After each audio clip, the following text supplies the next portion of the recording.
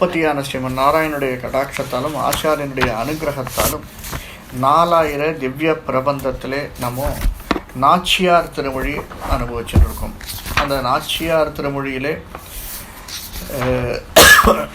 இன்னைக்கு இந்த ஜூமில் 7ஆம் திருமொழி கருப்பூரம் நாருமோ கமலப்பூ நாருமோ அப்படிங்கிற பாசுரத்துலேருந்து பார்க்கணும். இதற்கு முன்னாடி வாரணம் 1000 சூழ வலம் செய்து அப்படிங்கிற தசகத்தை பார்த்தோம், திருமொழி பார்த்தோம். 6ஆம் திருமொழியாக வந்தது.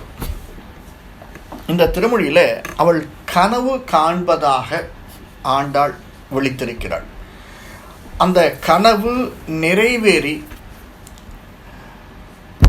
ரங்கமன்னாருடன், பகவானுடன், கிருஷ்ணனுடன், கோவிந்தனுடன் தான் இருக்கும் நிலையை, அதனால் விளைந்ததை, ஏற்படக்கூடியதை மறுப்புசித்த மாதவன் தன் வாய்ச்சுவையும் நாற்றமும் விருப்புற்று கேட்கின்றேன். சாதாரணமாக சொல்லலை. முதல்ல நம்மளுக்கு ஒரு இனிஷியேட்டிவ்னஸ் இருக்கணும், இனிஷியேட் பண்ணணும். எந்த ஒரு செயலை செய்தாலும் அதில் நாம் விருப்பு இருக்கணும். விருப்பு இல்லாமல் செஞ்சோம்னா ஏனோ தானோன்னு இருக்கும். எந்த செயலாக இருந்தாலும் கொஞ்சம் கொஞ்சமாக அதுலேருந்து நம்மளுக்கு ஒரு ஈடுபாடு இருக்கவே இருக்காது.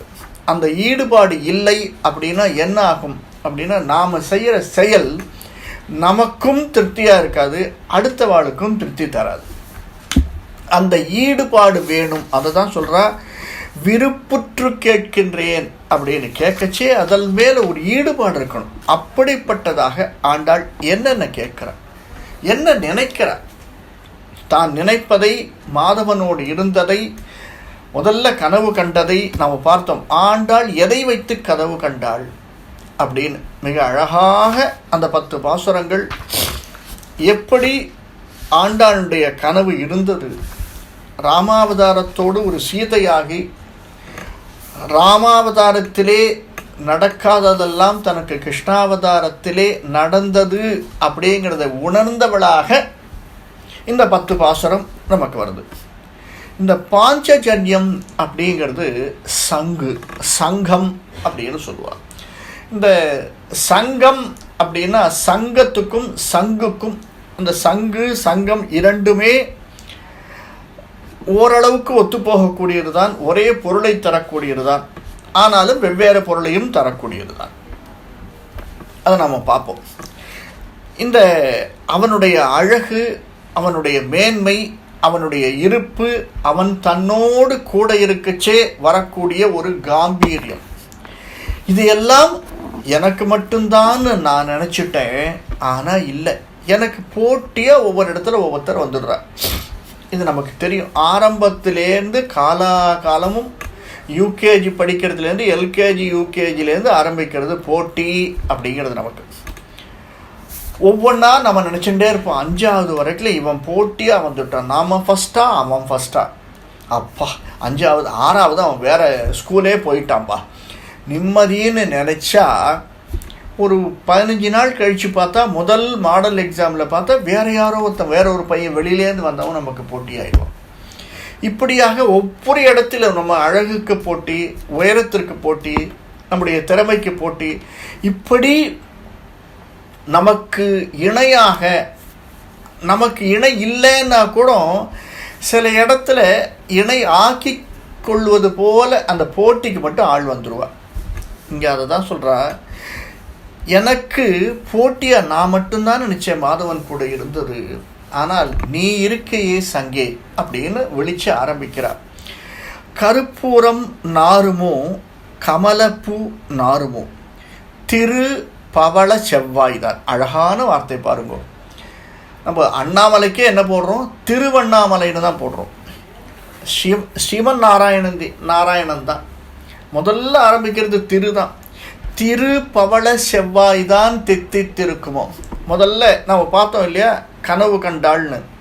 இப்போ கனவு நனவாயிடுத்தா, தான் யாருங்கிறத நிரூபிச்சிட்டாளா, திருவாகி விளங்கக்கூடியவள், அம்சமாக வரக்கூடியவள் அப்படின்னு. திரு பவள செவ்வாய்தான் தித்தித்து இருக்குமோ, மறுபொசித்த மாதவன் தன் வாய்ச்சுவையும் நாற்றமும் விருப்புற்று கேட்கின்றேன் சொல்லாழி வெண்சங்கே. நம்ம முதல்லையே பார்த்தோம், இந்த நாற்றம் அப்படிங்கிறது காலப்போக்கில் என்ன ஆயிடுத்துன்னா வாசனை அப்படிங்கிற மீனிங் மருவி நாற்றம்லாம் என்னமோ துர்நாற்றம்ன்ற மீனிங்லேயே சொல்ல ஆரம்பிச்சிட்டா எல்லாரும். அதே மாதிரி 2-3 வார்த்தைகள் இருக்குது தமிழில் இல்லையா? அமர்க்களம் அப்படிங்கிறது இப்போ ரொம்ப கல்யாணம் எப்படிமா நடந்தது, அமர்க்களமாக நடந்தது அப்படின்னு. அமர்க்களம்னா என்னது? போர்க்களம்னு அர்த்தம். அமர் அப்படின்னா இறந்தவர்கள் கிடக்கக்கூடிய சடலங்கள் இருக்கக்கூடிய இடம் அமர்க்களம். போர் முடிஞ்ச உடனே அந்த இடத்தை விவரிப்பது தான் அமர்க்களம். ஆனால் இப்போ எப்படி ஆயிடுத்தது, நல்லதுக்கு ஆரம்பிச்சுடுது. அதே மாதிரி காரியங்கள்லாம் எப்படி நடந்தது அப்படின்னா, இப்போ காரியம்னாலே என்னமோ அது ஒரு சொல்லக்கூடாத வார்த்தை, கேட்கக்கூடாத சொல் அப்படின்ற மாதிரி கொண்டு வந்துட்டா. நாமளே ஏற்படுத்திக்கிறது எல்லாம். ஆனால் ஒரிஜினலாக அந்தந்த வார்த்தைகள் எந்த விதத்திற்காக சொல்லப்பட்டன அப்படின்னா, நாற்றம் அப்படின்னா வாசனை என்பது தான் சொல்லப்பட்டது. நாற்றம் அடிக்கிறதுப்பா அப்படின்னு சொல்ல ஆரம்பிச்சிட்டா இப்போ. ஆனால் ஆண்டாள் யூஸ் பண்ணதோ அதில் எந்த ஒரு தமிழில் இலக்கியத்தில் ஆளக்கூடியதோ வாசனை என்ற பொருளில்தான் வருகிறது.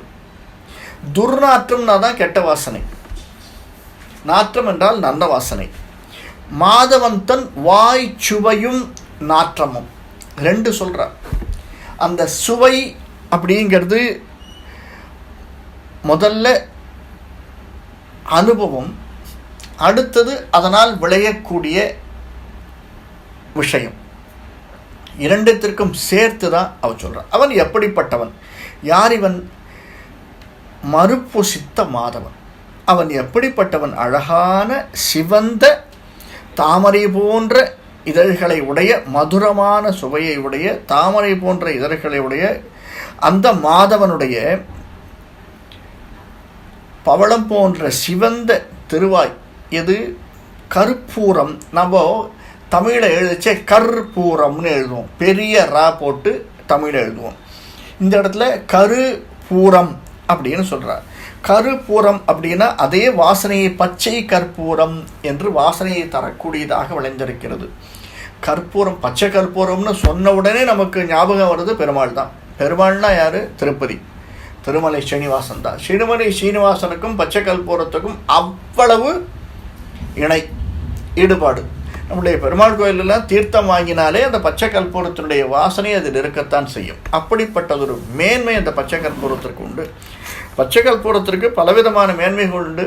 இன்னொரு பச்சை கற்பூரம் அப்படின்னா நம்மளுக்கு திருக்கண்ணாமதிலே சேர்க்கப்படக்கூடியது அப்படின்ற வாசனையை தரக்கூடியது, நல்ல டேஸ்ட்டை தரக்கூடியது, சுவையை தரக்கூடியது, மேன்மையான வாசனையோடு கூடிய சுவையை தரக்கூடியது தான் அது. பேசிக்காக அந்த கற்பூரம் அப்படிங்கிறது சல்ஃபர்லேருந்து உண்டாகக்கூடியது. நம்ம அதை வச்சு பார்த்தோம்னு வச்சுக்கலாம். சல்ஃபர் அப்படிங்கிறது ஒரு எரிபொருளுக்கு பயன்படக்கூடிய ஒரு மென்பொருள். சல்ஃபர் அதுலேருந்து வரக்கூடியது தான் கற்பூரம். மற்ற விஷயங்கள், இந்த கற்பூரம் பெட்ரோலியத்திலிருந்தும் எடுக்கப்படுவதாக சிலர் சொல்லுவதுண்டு, தெரியல. ஆனால் 2மே எரிபொருளுக்கு உபயோகப்படக்கூடியது தான். அப்படின்னா என்ன சுவாமி? தொட்ட உடனே பற்றி கொள்ளக்கூடியது அப்படின்னு அர்த்தம். தொட்ட உடனே அப்படின்னா நாராயணனுடைய ஸ்பரிசம், அந்த திருவடி சம்பந்தம், அவனுடைய கண் அசைவிலே கடைக்கண் பார்வை நமக்கு பட்ட உடனே அவனுடைய சம்பந்தம் இந்த ஜீவாத்மாவிற்கு அந்த பரமாத்மாவுடன் சேர்ந்து விடுகிறது. அப்படிங்கிறத உடனே பற்றி கொள்வது அப்படின்றா இல்லையா? கற்பூரம்னா உடனே பற்றிக்கிறது இல்லையா? அப்படிப்பட்ட கற்பூரம் வாசனை சொல்லுமோ அல்லது கமலப்பூ நாருமோ? கமலம் அப்படின்னாலே தெரியும் நமக்கு. அந்த கமலமானது தாமரைப்பூ அதனுடைய வாசனை எப்படி இருக்குமோ? இது 2யுமே திருப்பவள செவ்வாய் தான் தித்தித்து இருக்குமோ? ஏன்னா இந்த சங்கம் சங்கு அப்படிங்கிறது கடலிலிருந்து உற்பத்தி ஆகக்கூடியது. அந்த கடலிலிருந்து உற்பத்தி ஆகக்கூடியது அப்படிங்கிறது அடுத்த பாசுரத்தில் ஆண்டாள் ரொம்ப அழகாக சொல்கிறார். கடலில் பிறந்து கருதாது பஞ்சனன் அப்படின்னு ஆரம்பிக்கக்கூடியது. அது எங்கிருந்து இந்த சங்கு உற்பத்தி ஆகுது, எப்படி மேலே வருகிறது அப்படின்லாம் சொல்கிறா. இந்த சங்குக்கு பலவிதமான விஷயங்கள் உண்டு. நீங்கள் சில இப்போல்லாம் யூடியூப்பில் கூட வருது இல்லையா? ஒரு பெரிய அரிசி ட்ரம்மில் சங்கை உள்ளுக்குள்ளே அழுத்தி வச்சோம்னாலும் அது மேலே வந்துடும் அப்படின்றது. சங்குக்கு ஒரு தனித்துவமான தன்மை ஒன்று உண்டு. என்னன்னா, நீங்கள் சங்கை எல்லாத்தையும் அடைச்சிட்டு மெதுவாக காதில் வச்சு கேட்டோம்னா ஒரு அதீதமான ஒரு ஸ்வீட்டான ஓசை ஒன்று வந்துட்டே இருக்கும் சங்கிலிருந்து. அந்த ஓசை தரக்கூடியது ஒரிஜினலான. அடுத்தது இங்கே வெண்சங்கேன்னு சொல்கிறா, ஒரு இடத்துல நற்சங்கேன்றா. அடுத்தது வரக்கூடியது என்ன, வலம்புரி சங்கே அப்படின்ற ஒரு இடத்துல தாயார் சொல்கிறார். அந்த வலம்புரி சங்கனுடைய ஏற்றம் என்னென்ன, இப்படி சங்குக்கு பலவிதமான, இந்த சங்கு அப்படிங்கிறதும் ஒரு இனத்திலிருந்து கிடைக்கக்கூடியது தான், அது ஒரு உயிரினத்திலிருந்து கிடைக்கக்கூடியது தான் அப்படி என்று சொல்பவர்கள் உண்டு. ஏன்னா பெருமாளுடைய நம்ம சாலக்கிராமம் அப்படின்னு சொல்கிறோம், அந்த சாலக்கிராமமும் ஒரு உயிரினத்திலிருந்து கிடைக்கக்கூடியது தான் அப்படின்னு சொல்வர்கள் உண்டு. எல்லாமே நீங்கள் பார்த்தீங்கன்னா வெறும் கல் எடுத்துக்கோங்களேன், வெளியில் இருக்கக்கூடிய செங்கல், அந்த செங்கல்லுக்கும் உயிர் உண்டு அப்படின்னு நம்மளுடைய சயின்டிஃபிக்காக கண்டுபிடிச்சிருக்கா எல்லாத்துக்குமே. ஏன்னா அதில் 2 அணுக்கள் சேரலை, ஒரு அணுக்கள் சேர்ந்ததாக அது உண்டானது அப்படின்னு சொல்கிறார். ஸோ எல்லாவற்றிற்குமே உயிர் உள்ளது. உயிர் உள்ளது உயிர் இல்லாதது அப்படின்னா நம்ம பழைய காலத்தில் தெரியும், இப்போயும் நம்ம நிறைய பார்க்கலாம். செடி கொடி வளர்ப்பது, ஆடு மாடுகள் வளர்ப்பது, ஆடு மாடுகளுக்காவது நேர பார்க்குறோம் அவைகளுக்கு உயிர் இருக்குன்றது.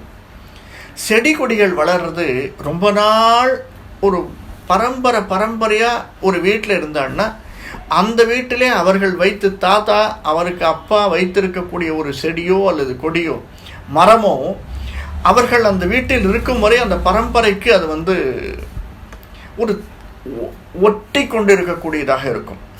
இந்த பரம்பரை அதை விட்டு நான் இந்த வீட்டை விட்டுட்டு நாங்கள் வெளியில் போகிறோம்னா அந்த மரமோ அல்லது செடியோ அழிந்து விடுவதற்கான சாத்தியக்கூறுகின்றது. இதெல்லாம் அந்த இனத்தோடு சேர்வது.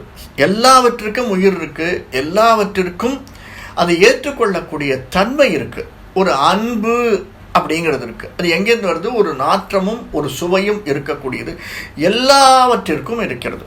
உயிர் இருக்கக்கூடியது, நாற்றம் இருக்கக்கூடியது, சுவை இருக்கக்கூடியது.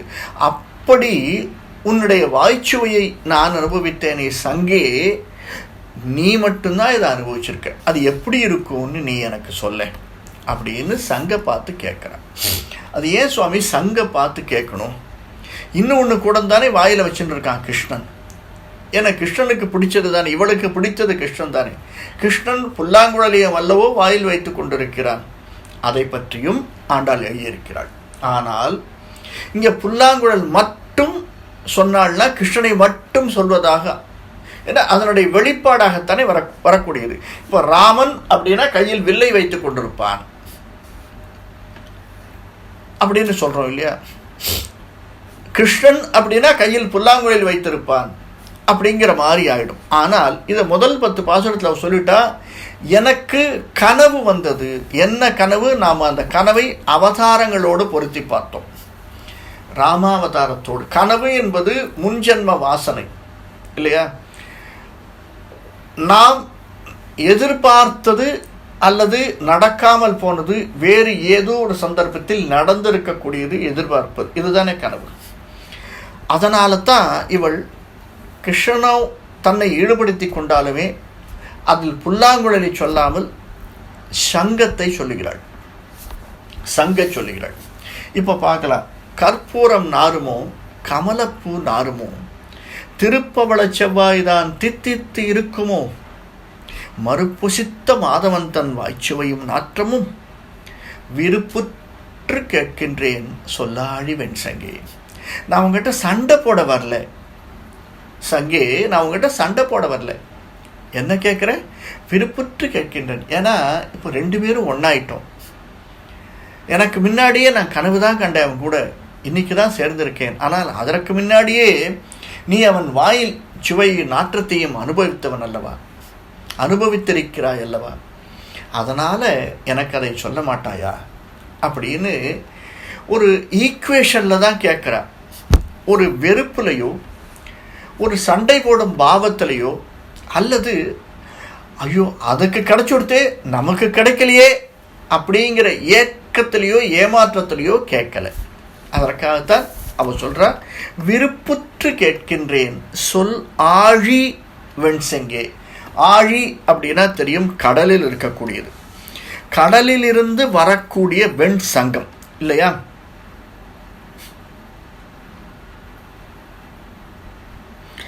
அவன் எப்படிப்பட்டவன்? மறுபொசித்த மாதவன். நமக்கு தெரியும், அது மறுபொசித்தன முறித்தன்னு அர்த்தம். நம்ம மேலே ஒரு பாசுரத்தில் கூட பார்த்துருக்கோம். குவலையா பீடம் என்ற யானையினுடைய கொம்பை முறித்தவன் கண்ணபிரான் அப்படின்னு அவன் சொன்னாலுமே, மறுபொசித்த மாதவன்ற வார்த்தை எதுக்கு யூஸ் பண்ணுறா? அது ப்ரீவியஸ் ஜெனரேஷனுக்கு யூஸ் பண்ணுற வார்த்தை இல்லையா? அதனால தான் விருப்புற்று கேட்கின்றேன் சொல் ஆழி வெண் சங்கே, ஒரு ஏற்றத்தோடு, அந்த ஒரு ஏகாரத்தோடு அதை முடிக்கிறாள். இப்போ அடுத்த பாசுரம் 7ஆம் திருமொழியிலே 2வது பாசுரம். கடலில் பிறந்து கருதாது பஞ்சசனன் உடலில் வளர்ந்து போய் ஊழியான் கைத்தலத்து இடரில் குடியேறி தீய அசுரர் நடலை பட முழங்கும் தோற்றத்தாய் நல் சங்கே. நீ எப்படிப்பட்டவன்? எப்படிப்பட்ட ஒன்று? நல் சங்கு, மிகவும் நல்லதாக விளங்கக்கூடியது. அதாவது நம்ம பார்க்குறவாளை யாரையாவது பார்த்தோன்னா எடுத்த உடனே என்ன சொல்கிறோம்? சுவாமி என்ன அழகாக இருக்கேள், என்ன ஆச்சரியமாக பேசுகிறேள், எப்படியெல்லாம் சாதிக்கிறேன். அவளுக்கு உடனே குளிர்ந்துடும். என்ன சுவாமி சாதிச்சார், என்ன பேசுகிறார் அவர் அப்படின்னா, அது பொய்யோ உண்மையோ அது வேற.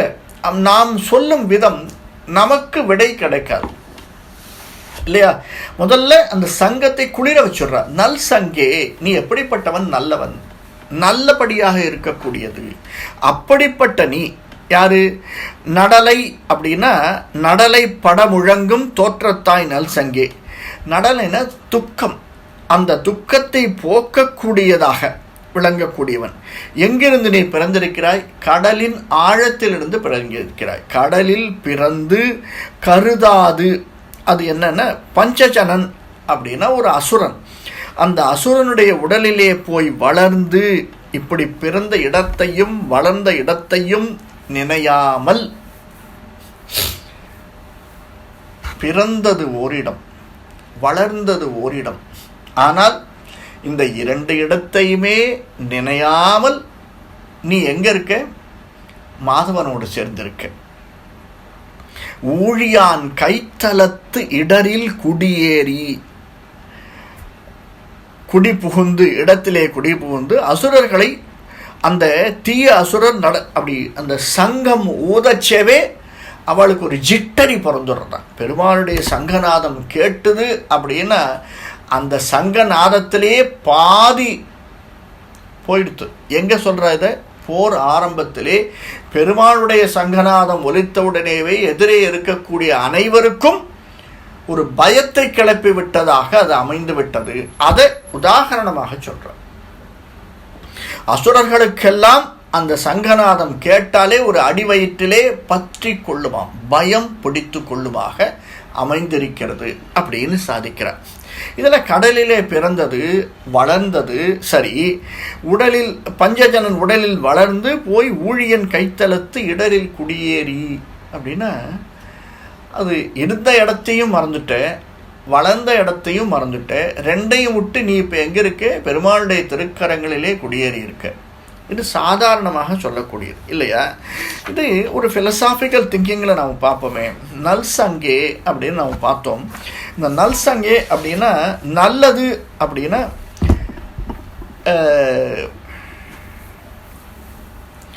சாதாரணமாக நாம் நல்லது அப்படின்னு சொல்கிறது மட்டுமல்ல, குற்றங்களையெல்லாம் போக்கி இன்பங்களை எல்லாம் தரக்கூடியது, அதுதானே நல்லது. நமக்கு எது நல்லது அப்படின்னா, இந்த நாம் இப்போ பார்க்கக்கூடியது அத்தனையும் இல்லாமல், ஏன்னா இப்போ நாம் வாங்கி வந்திருக்கக்கூடிய வரங்கள், நாம் செய்து கொண்டிருக்கக்கூடிய செய்த கர்மாக்கள், இவை அனைத்தும் நமக்கு நல்லதை தருமோ கெட்டதை தருமோன்னு தெரியாது.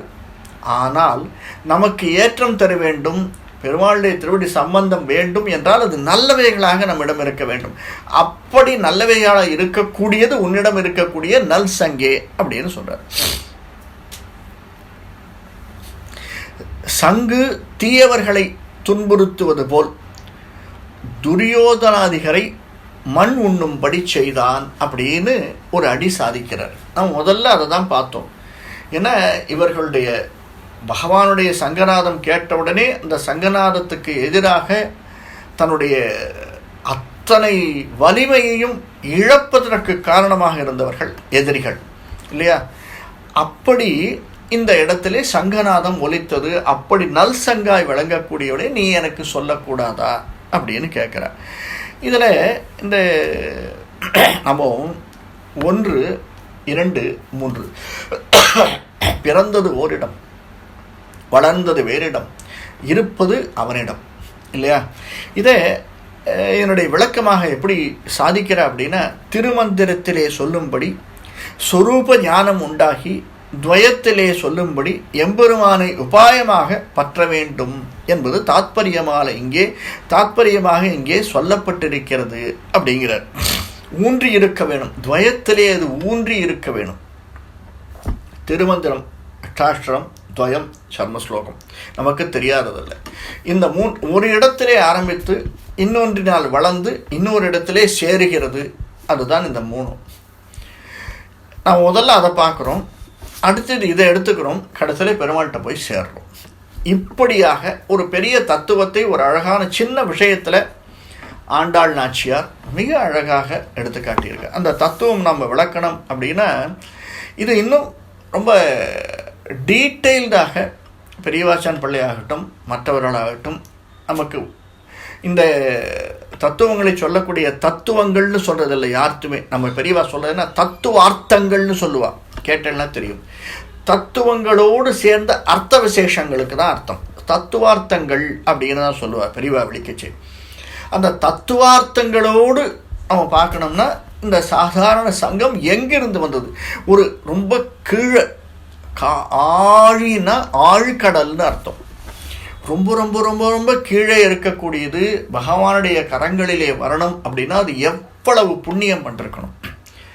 நான் அவ்வளவு புண்ணியம் பண்ணிருக்கேனா தெரியலையே சுவாமி. நானும் அதே மாதிரி ஒரு ரொம்ப கீழிடத்தில் இருக்கக்கூடியவள் தான்.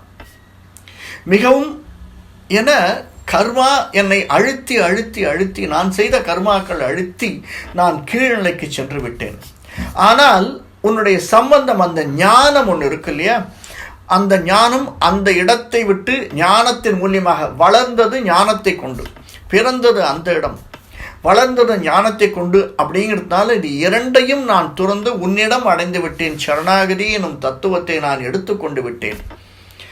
அந்த தத்துவத்தை என்னை போல் நீயும் செய்ததால், உன்னை போல் நானும் செய்ததால், இது சாதாரண பாமரனுக்காக சொல்லக்கூடியதாக அந்த கர்மாக்களை எல்லாம் நீங்கள் விளக்க வேண்டும் என்று ஆசைப்பட்டால் என்ன பண்ணணும்?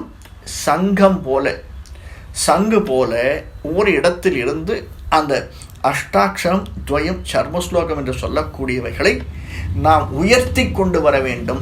துவயத்தை நாம் அனுபவிக்க வேண்டும் அப்படின்னு சொல்கிறான் இந்த ஸ்லோகத்தில். இதை விட டீட்டெயிலாக அடுத்து வரக்கூடிய ஸ்லோகங்களில் பார்க்கலாம்.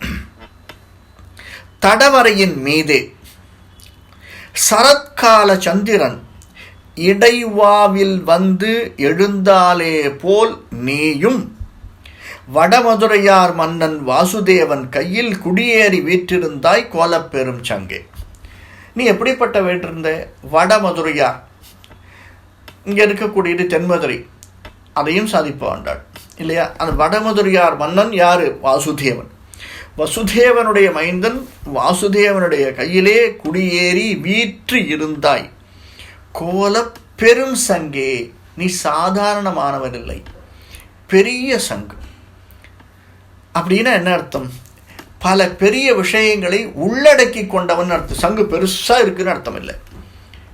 பெரும் சங்கே அப்படின்னால் பலவிதமான பெரிய விஷயங்களை உள்ளடக்கி கொண்டவன். என்னென்ன பெரிய விஷயங்கள் தோணும் இல்லையா? சங்கத்துக்கு அப்படி என்ன பெரிய விஷயம்?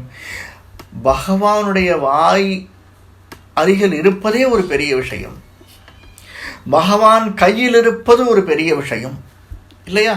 வேற யாருக்கு அந்த குடுப்பனை கிடைக்கும்? பொருள்களில் கிடைச்சது 2 பொருள்களில் கிடைச்சது பகவானுக்கு. ஒன்று சங்கு, இன்னொன்று புல்லாங்குழல். இது 2க்குத்தானே அந்த ஒரு மேன்மை கிடைச்சிருக்கிறது. அதனால தான் அந்த பெரிய அந்த பெருமை சேர்க்கக்கூடியதாக இருக்கக்கூடிய சங்கே அப்படின்னு சாதிக்கிறார். சரத்கால சந்திரன் பௌர்ணமி என்று பெரிய உதயகிரியிலே வந்து எழுந்தது போலவே சரத்கால சந்திரன் இடை உவாவில் வந்து எழுந்தாலே போல் தீயும் அப்படின்னு சாதிக்கிறார். இந்த நமக்கு ஜாதகத்தில் எடுத்துட்டோம்னு வச்சுக்கோங்களேன், பேசிக்காக என்னென்ன ஜாதகமே ஒளியை சம்பந்தப்பட்டு எடுக்கக்கூடியது தான். நீங்கள் பார்த்தீங்கன்னா தெரியும் உங்களுக்கு, லக்னம் அப்படின்னு கணிக்கிறோம். லக்னம் எதை வைத்து கணிக்கிறோம்? ஒளியை வைத்து கணிக்கிறோம். அந்த ஒளியை தரக்கூடியவன் சூரியன். சூரியனுடைய பாகைகளை வைத்து அவனுடைய எப்போ நம்ம பிறந்திருக்கோன்றதை வச்சு, சூரியனிடமிருந்து இவ்வளவு நாழியில் பிறந்திருக்கோங்கிறத வச்சு அந்த மாதத்திலே இருந்து நம்ம கழித்து அந்த லக்னத்தை சொல்லிக்கிறோம். இது மெயின் லக்னம். இன்னொன்று வர்றது ராசி லக்னமாக வரக்கூடியது, சந்திரனை மேன்மையாக சொல்லக்கூடியது சந்திரா லக்னம். அப்படி அதுவும் சூரியனிடமிருந்து ஒளியை வாங்கி நமக்கு தரக்கூடியது தான். ஆனால் சூரியன் தகிக்கக்கூடியவன், சந்திரன் குளிர்ச்சியை கொடுக்கக்கூடியவன். அவனிடமிருந்து ஒளியை வாங்கி கொடுத்தாலும் குளிர்ச்சியை கொடுக்கக்கூடியவனாக சந்திரன் அமைந்திருக்கிறான் அப்படிங்கிறது ஜாதகத்தில் விசேஷங்கள். அதே மாதிரி அந்த சரத்கால சந்திரன் பௌர்ணமி, அந்த விஷயத்திலே பௌர்ணமியில் பிறந்தவர்களுக்கு ஒரு ஏற்றம் உண்டு. முதல்ல ஒரு பௌர்ணமியில் பிறந்தாலே ஒரு பெரிய ஏற்றம், அவனுக்கு ஒரு பெரிய லக்கு. 10ஆம் வீடாவிலிருந்து அந்த சூரியன் வந்து உச்சத்தில் இருந்தான்னா, அதாவது சித்திரை மாதம் பிறந்தவனாக இருந்தால் பெரிய ஏற்றம், சிம்ம லக்னத்தில் பிறந்தவனாக இருந்தால் பெரிய ஏற்றம். இப்படியெல்லாம் நாம் ஜாதகத்தில் பார்க்குறோம். அதற்கு மெயினாக விளங்கக்கூடியது இந்த பௌர்ணமி.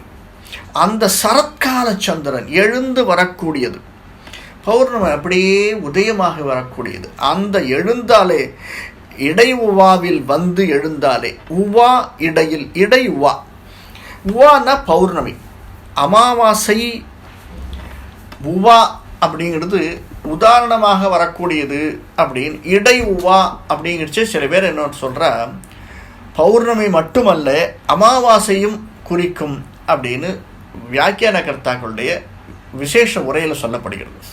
அது எப்படி சாமி, பௌர்ணமி அமாவாசை ரெண்டுமே அப்படி ஒத்து வருமா அப்படின்னா, நாம தான் நினச்சிட்டு இருக்கோம் அமாவாசை அன்னைக்கு சந்திரன் இல்லை என்று. சந்திரன் இருக்கிறான், நமக்கு தெரியல, அவ்வளோதான். அமாவாசை அன்னைக்கு தொடங்கக்கூடியதெல்லாம் மிக மிக விசேஷமாக இருக்கக்கூடியதாகத்தான் நடந்திருக்கின்றன. மகாபாரதத்தில் நிறைய விசேஷங்கள் உண்டு அந்த மாதிரி. அதனால் அமாவாசை என்பதா அதுவும் ஒரு தொடக்க நாளாக இருக்கக்கூடியது. இடை உவா, உவா இடை, அதை மாற்றி பொருள் கொள்க அப்படின்னு தமிழில் ஒரு வார்த்தை சொல்கிறார், இடை உவா அப்படின்னு.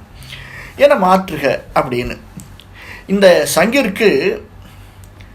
ஆனால் சங்கத்தோடு தொடர்புடையது பௌர்ணமி. நாம் கொஞ்ச நாளைக்கு முன்னாடி ஒரு கதை ஒன்று பார்த்தோம். எங்கன்னா இந்த சில பேர் கேட்குறா, பௌர்ணமியும் போது சுவாமி கடலில் அலை அப்படியே எழுந்திருக்குமாமே, பெரிய அலைகள்லாம் வருமாமே. ஆமாம், பார்த்தவர்கள் உண்டு, கண்டவர்கள் உண்டு, அனுபவித்தவர்கள் உண்டு. இப்பயும் பார்க்கலாம். இந்த ஆஸ்திரேலியாவுக்கும் நியூசிலாந்துக்கும் பக்கத்தில் இருக்கக்கூடிய ஒரு சிறு தீவு, அந்த தீவிலே இருக்கக்கூடிய, அந்த தீவின் அருகாமையில் விளங்கக்கூடிய நீர் வாழ் உயிரினங்கள் நிறைய இருக்குது. அந்த நீர் வாழ் உயிரினங்கள் எல்லாமே அமாவாசையும் போது பயப்படுமா, பௌர்ணமியும் போது சந்தோஷமாக இருக்குமா. அந்த பௌர்ணமியும் போது சந்தோஷமாக இருக்கும்போது அவை கலவி இன்பம் சேர்த்து அமாவாசையில் தன்னுடைய குழந்தைகளை பெற்றெடுக்கின்றன அப்படின்னு சயின்ஸ் சொல்கிறது. அந்த ஏரியாவில் லட்சோப லட்சமாக நீர் உயிர்வாழ் இனங்கள் இருக்கான். அந்த சந்தோஷம். இது மட்டுமல்ல, இதே மாதிரி மொரிஷியஸ் பக்கத்தில், மொரிஷியஸ்லேயே அந்த கடல்சார் உயிரினங்கள் இருக்குது. அந்த கடல்சார் உயிரினங்கள் அமாவாசை தவிர பௌர்ணமியின் போது கடல் அருகாமையில் வந்து, கரையின் அருகாமையில் வந்து அந்த பௌர்ணமியினுடைய நிலவை அனுபவித்து செல்லும் அப்படின்னு சொல்லுவாள். இப்போல்லாம் அது நடக்கிறதா இல்லையான்னு தெரியல. ஏன்னா மக்கள் என்ன பண்ணுறா, எது கிடைக்கிறதோ சாப்பிட ஆரம்பிச்சிட்டாலே, அதனால் அதையெல்லாம் விட்டு வச்சிருப்பான்னு எனக்கு தோணலை.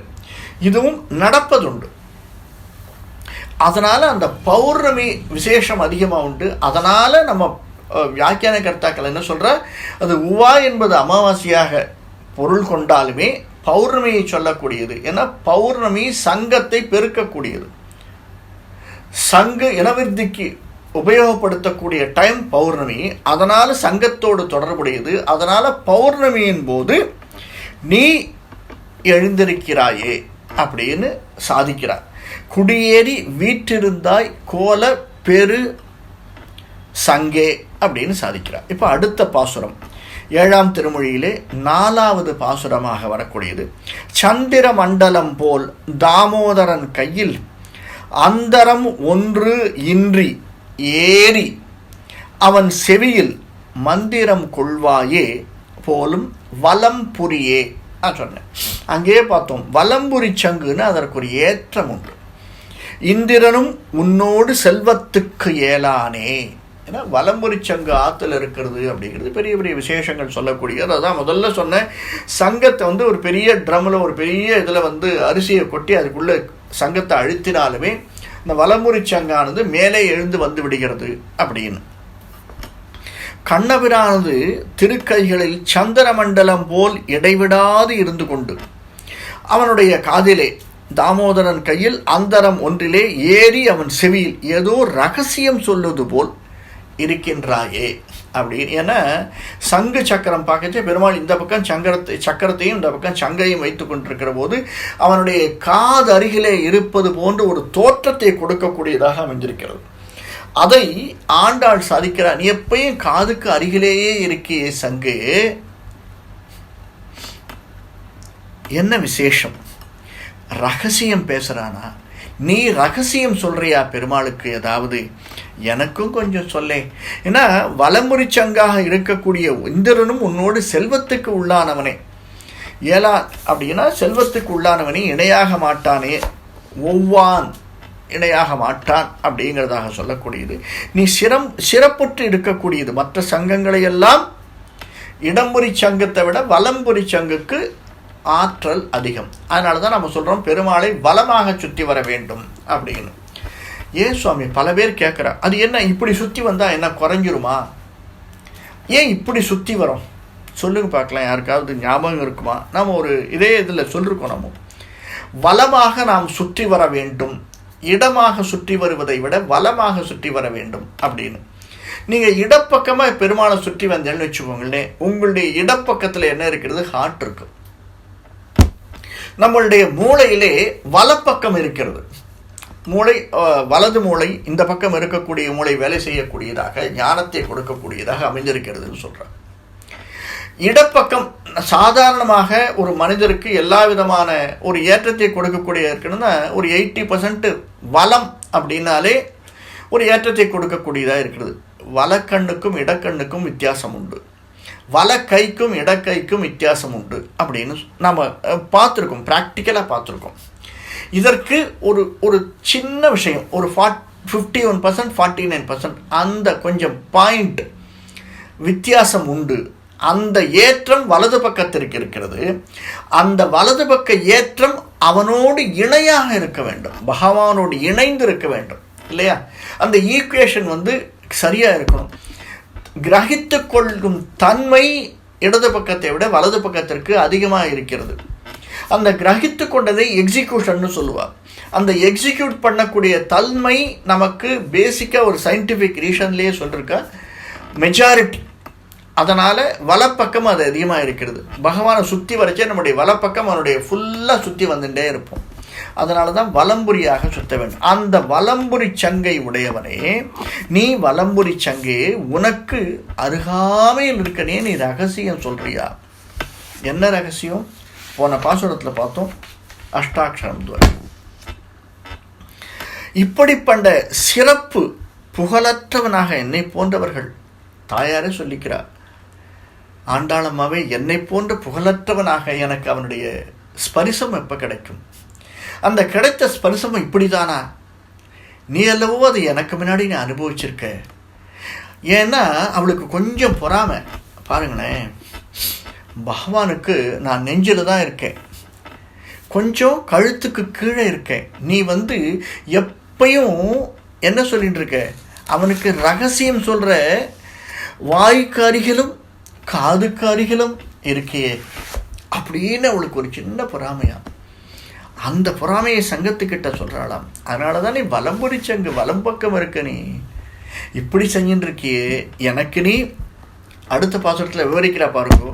உன்னோடு உடனே ஒரு கடலில் வாழ்வாரை ஆறினை யாரென்று எண்ணுவார் இல்லை காண். யார் நினைப்பா, யார் என்று எண்ணுவார் இல்லை காண். மன்னாகி நின்ற மதுசூதனன் வாயமுதம் பன்னாலும் உண்கின்றாய் பாஞ்சஜன்யமை. எனக்கு கூட அது கிடைக்கலையே, எப்பயாவது தானே கிடைக்கிறது. நினைக்கிற போது தானே எல்லாம் உன்னை வாயில் வைத்து அவன் ஊதுகிறானே. என்ன பாக்கியம் பண்ணிருக்க நீ, என்ன புண்ணியம் பண்ணியிருக்க. அதாவது இந்த அவளை பார்த்து நீ ரொம்ப வசதியாக இருக்க அப்படின்னா அது ஏற்றத்தினால் சொல்லக்கூடியது, நமக்கு ஒரு திமிரினால் சொல்லக்கூடியது அல்ல. எப்பயுமே பார்க்கலாம், தன்னுடைய தந்தையை விட மகன் ஒரு விஷயம் அதிகமாக படித்தவனாக இருந்தால், என் பையன் என்னை விட படிச்சுட்டான் அப்படின்னு மகனுக்கு எங்கேயாவது ஒரு ஈகோ இருக்குமா தான் பையன்கிட்ட அப்பாவுக்கு. அவன் என்னை விட அதிகமாக படிச்சுட்டான், அது எப்படி படிக்கலாம் அப்படின்னு எந்த தந்தையும் நினைக்கவே மாட்டான். அவன் என்னை விட எல்லாம் தெரிந்தவன் அப்படின்னு தான் ஒரு மகனுக்கு, ஒரு தந்தைக்கு மகனிடம் அந்த ஒரு ஏற்றம் இருக்கும். அதாவது அவன் தன்னை விட அதிகமாக படித்திருக்கிறான், வேறு யாராவது படிச்சிருந்தா அங்கே அவனுக்கு வரக்கூடியது ஈகோ. ஆனால் தன்னுடைய மகனிடம் வரக்கூடியது ஈகோ இல்லை. அந்த மாதிரி இங்கே ஆண்டாளுக்கு மதிப்பார் இல்லை கான். பன்னாலும் உன் பாஞ்சஜன்யமை, யாரெல்லாம் உன்னை மதிக்கிறா பத்தியா. ஏன்னா தினந்தோறும் அவனுடைய வாயமுதம் நீ சுவைத்து கொண்டிருக்கின்றாயோ அப்படின்னு கேட்குறா. பாஞ்சஜன்யமே, அந்த அசுரன் வயிற்றில் பிறந்தவனே, பஞ்சஜன் வயிற்றில் பிறந்தவனே, உன்னோடு ஒரே கடலில் உன்னோடு வாழ பிறந்தவர்கள் மற்றும் பலரை ஒரு பொருளாக கூட மதிக்கிறது இல்லையே, உனக்கு மட்டும் அந்த ஏற்றம் ஏன்? கடலில் எவ்வளோ பொருள்கள் இருக்கு, இருந்தாலுமே உனக்கு மட்டும்தானே அந்த ஏற்றம் அப்படின்னா என்ன சுவாமி? ஒரு விஷயம் புரிஞ்சுக்கணும். நம்ம இந்த வாழ்க்கையில் நமக்கு எவ்வளவோ மிருகங்கள் இருக்குது, விலங்குகள் இருக்குது, மனிதர்கள் இருக்கா, எல்லாருக்கும் இந்த ஞானம் கிடைச்சிருக்கா? பகவானிடம் நம்மை ஈடுபடுத்தி கொள்ள முடியும் என்ற ஞானம் எல்லாருக்கும் கிடைச்சிருக்கா? அரிது மானிடர் ஆதரடுது. மானிடராயினும் கூன் குருடி செவிடு பேடி நீங்கி பிறத்தல் எடுது. பேடி நீங்கி பிறந்த காலையும் ஞானமும் கல்வியும் நயத்தல் எடுது. ஞானம் வேற, கல்வி வேற. அழகாக சொல்லிருக்கார். ஞானமும் கல்வியும் நயந்த காலையும் தானமும் தவமும் தான் செயலருது. இப்படிப்பட்ட அரிய சந்தர்ப்பங்கள் நமக்கு எல்லாருக்கும் கிடைக்கிறது. எவ்வளோ பேர் தூற்றின் போயிட்டு இருக்கான், எவ்வளோ ஒரு வேலை பழுவின் காரணமாக பகவானை நினைக்கிறதே இல்லை. இதையெல்லாம் மீறி எனக்கு ஒரு சான்ஸ் கிடைச்சிருக்கு, நான் எவ்வளவு புண்ணியம் இருக்கணும். சங்கே, உன்னை போல எனக்கும் அந்த பாக்கியம் கிடைச்சிருக்கு.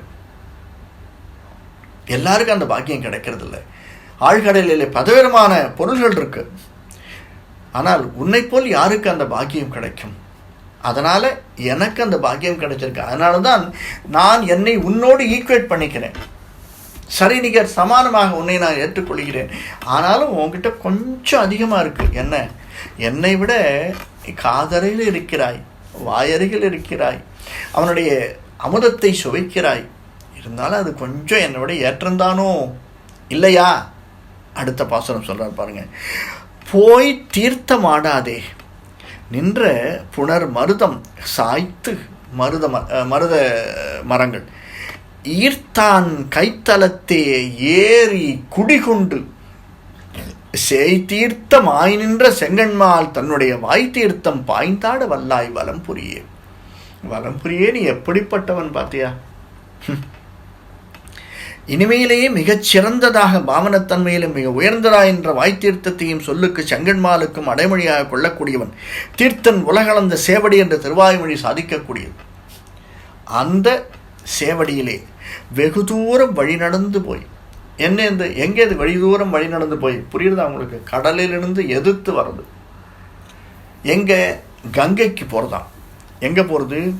கங்கை முதலிய தீர்த்தங்களிலே நீராடக்கூடியவர்கள் துன்பப்படாமல் இருப்பதற்கு. யாருடைய சாபத்தால் மருதமரம் வந்தது நமக்கு தெரியும். அந்த நம்ம இதை ஸ்ரீமத் பாகவதத்தை அழியொட்டி எழுதப்பட்ட ஸ்ரீமன் நாராயணத்தில் அனுபவிச்சிருக்கோம். நாரதருடைய சாபத்தால் இந்த மருத மரங்கள் உண்டானது அப்படின்னு. குபேரனுடைய குழந்தைகளாக இருந்தவன் நாரதனுடைய சாபத்தால் வந்தது அந்த மருத மரங்களாக இருந்தது. அவற்றை சாய்த்து ஈர்த்தான் பகவான். அங்கே மருத மரங்களை முறித்து தள்ளிய கண்ணபிரான் அவனுடைய கைகளிலே ஏறி அமர்ந்து கொண்டாயே. உனக்கு என்ன பாகியம், என்ன பாகியம், யாருக்கு கிடைக்கும்? யாருக்குமே கிடைக்கவில்லை. அவனுடைய கைகளிலே ஏறி அமர்ந்து கொண்டு வாயமுதத்தை சுவைக்கிறாயே, என்ன பாக்கியம், யாருக்கு கிடைக்கும்? செங்கமல நான்மலர் மேல் தேன் நுகரும் அன்னம் போல் செங்கண் கருமேனி வாசுதேவனுடைய அங்கை தலைமேறி அன்னவசம் செய்யும் சங்கு அறையா உன் செல்வம் சால அழகியது. ரொம்ப அழகா இருக்கே.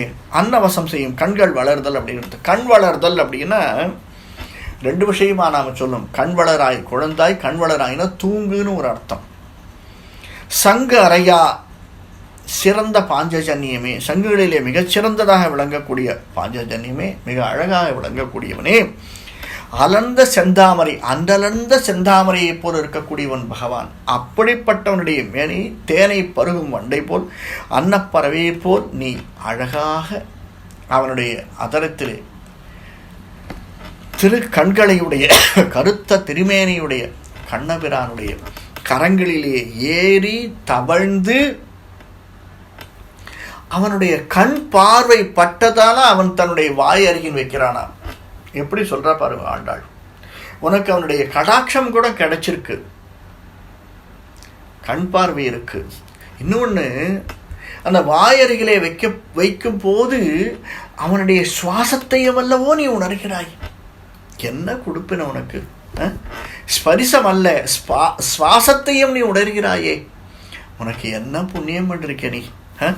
உண்பது சொல்லில் உலகளந்தான் வாயமுதம் கண்படை கொள்ளல் கடல் வண்ணன் கைத்தலத்தே பெண்படையார் உன்மேல் பெரும்பூசல் சாற்றுகின்றார் பண்பல செய்கின்றாய் பாஞ்சஜன்யமே. ரொம்ப ஆடுற நீ, பண்பல செய்கின்றாய், பண்பு பல செய்கின்றாய். பண்புன்னா ரொம்ப பவ்யமா, ஆனால் நீ ரொம்ப அதை பீட்டிக்கலாம். சங்கே இவ்வளவு இருந்தும் நீ அதெல்லாம் பீட்டிக்கிறதே இல்லை. ரொம்ப பண்பா அமெரிக்கையா ஆஸ்வாசத்தோடு இருக்கையே. எனக்கும் அதை சொல்லித்தாய், செய்கின்றாய் பாஞ்சஜன்யம். எப்படி இருக்க நீ? உண்பது சொல்லில் உலகளந்தான் வாயமதம்.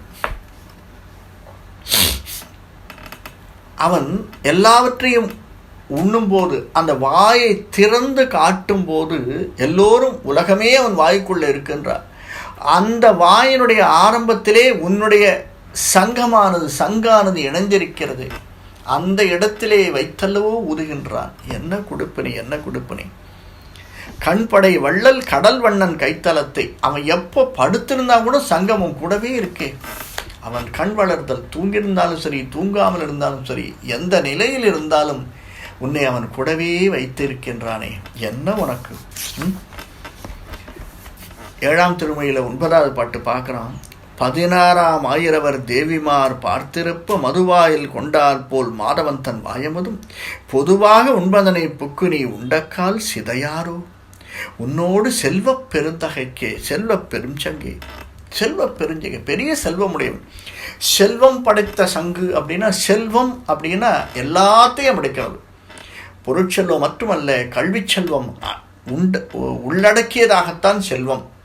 திரு அப்படின்னாலே எல்லாத்தையும் சேர்த்து சொல்லக்கூடியது. சாது கோட்டியில் கொல்லப்படுவாரே அப்படின்னு பெரியாழ்வார் சாதிக்கிறார். நாம் சாது கோட்டியுள் கொல்லப்படுவாரேன்னு பெரியாழ்வாருடைய அந்த பாகவதர்களுடைய அனுமதி என்ன ஒரு அழகாக பருக வேண்டும் அப்படின்னு பாகவதர்கள்லாம் காத்துன்னு இருக்காளா.